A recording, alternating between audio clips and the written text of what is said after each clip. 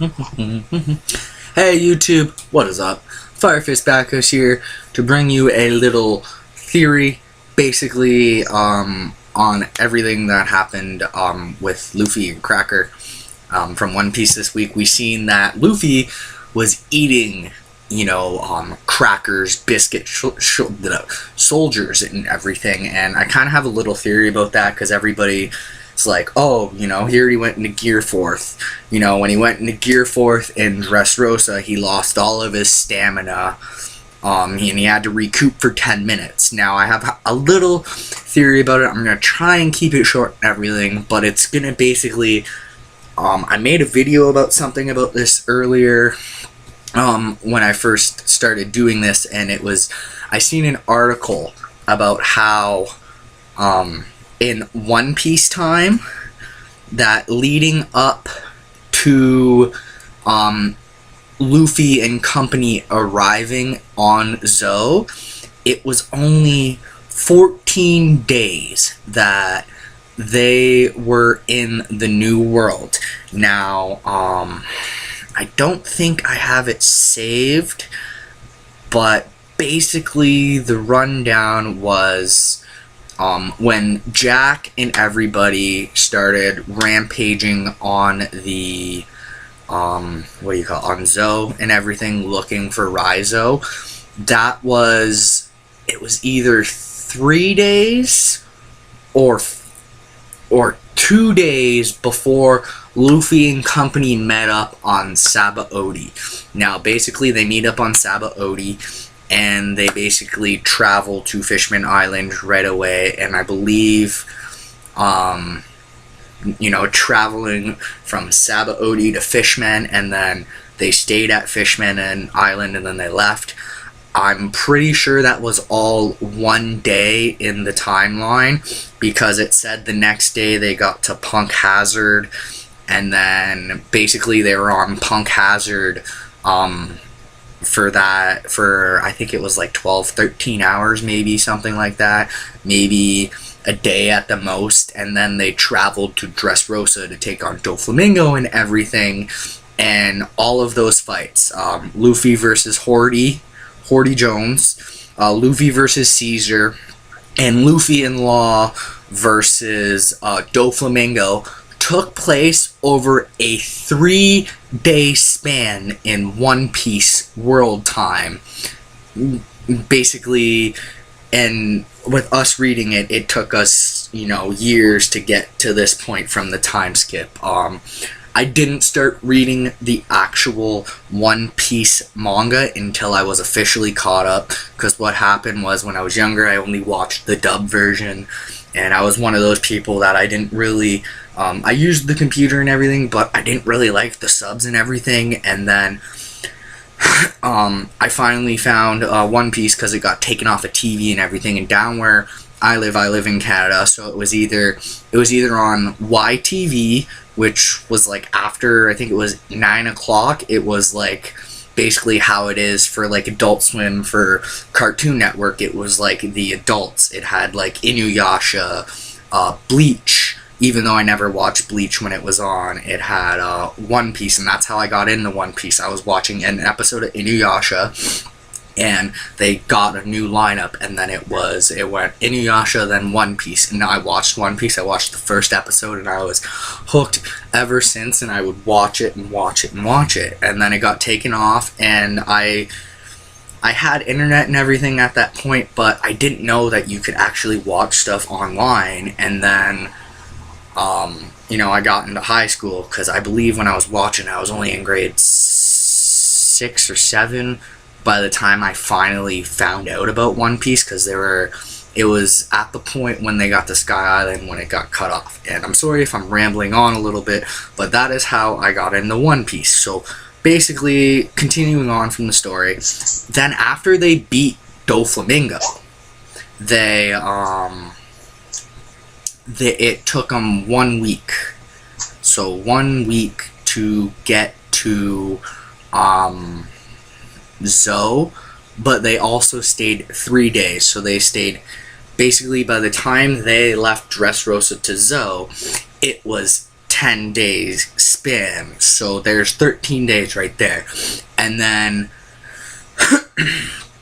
basically you take in, travel, rest, and other things. It basically, you round it off, and I believe it was by the time they met the minks and everything, and finally reunited with the crew and everything, it was a total of 14 days. It was either that, or like I said at the beginning, maybe between the travel from Sabaody to Fishman, and then from Fishman back up, that was maybe maybe it took them, basically 1 day between traveling from Sabaody to Fishman Island and then Fishman Island up. Although I think going up is a lot easier than going down. I'm not sure, I forget. But basically, my little theory is that because Luffy fought Hori and Caesar and then Doflamingo, and Doflamingo obviously is the stronger of the three, let's not kid ourselves here, but basically he was so worn out from fighting. I mean, look at all the blood he lost when he fought Hori, getting bit, all that other stuff, and he fainted when he was punching Noah, and he exhausted himself so much in that fight because he kind of underestimated Hori, even though Hori was using that drug and everything. He basically exhausted himself so much that he pushed himself to the limit, and he was able to hear the Sea Kings talk and everything. Now, obviously, they did stay 1 day on Fishman Island, so yeah, there's the 1 day I was missing in the little timeline thing of 14 days. And basically, then he, got to Zoe, fought with the minks a little bit, blah this, blah that, everything happened on Zoe, and then they traveled to Whole Cake Island, or Toto-land, and I forget exactly how many days. I think it was 3-4 days maybe from Zoe to Tot-land or Whole Cake Island. So where we are now in the story, I think it's been close to about 20 days that they've been traveling and everything, and in the New World, I mean. So the way I see it is, Luffy was so worn out in his fight with Doflamingo that not only did he drain his hockey and everything, but look at how much he was pushing himself up to that point. And I want to bring up a little point. I was going to do a little theory on this, but I never got around to it, and I figure since I'm doing this video, I can. In the 3D2Y special, when Luffy is fighting Hori Jones, Hori is speaking to himself in his mind. He's doing an inner monologue. And basically in that monologue, he states that as he's fighting Luffy, Luffy is getting stronger. So my kind of idea is that could be a special trait of the Will of D clan. Maybe because their willpowers are so strong, and we don't really know what the D stands for. We know it's the Will of D. Maybe the Will of D, one of the special characteristics is the more you push yourself and the harder you want to achieve something in your dream and your goal. Because Gold Roger's speech was, what was it? Dreams, inherited will, and I'm forgetting this right now off the top of my head, but you guys all know what I mean. Those will never disappear and everything, and maybe the Will of D is a big part of that point, in where it helps them get stronger, it helps them push through the fight and everything. It was just a little theory I thought about when I was re-watching the 3D2Y, thinking of a theory to do for my channel and everything. But anyway, basically the main part of this is that Luffy's recovered. Between the time from Dressrosa, when they left Dressrosa, to Whole Cake Island, remember it took them 7 days to get from Dressrosa to Zoe, but they also rested for 3 full days. I think it was 3 nights and 2 days, or 3 nights and 4 days or something like that. They left on the 4th day and something, and I think they did Yeah, they were on Zoe for a night too. So between all of that and everything, Luffy's recovered a immense amount of his stamina. And also, if you go off of what Bondi World said in the 3D2I special, he was getting stronger as he was fighting. And we actually seen that, because throughout the whole special, he still never mastered Armament Haki. He was still in the basic phases, and he was able to, I think it was a 1 in a 4 chance that he would actually get Armament Haki on his punches. And Bondi World says, you want to save your friends? That's foolish. You couldn't even save your own brother. You want to become the Pirate King and all this other stuff? And then, and then he was right. He beat him and everything. And then basically he said, my crewmates, my ships and everything, they're just tools to me and everything. I don't have a dream anymore, all this other thing. And then Luffy got really pissed. And then he was like, you're right. I couldn't save Ace. I couldn't be there for my brother. But the whole reason I'm doing this is so that I won't lose anybody precious to me anymore. I cherish my friends so much, basically. And then they're fighting, and then you can see he ends up going like this, and then his Haki goes on and everything.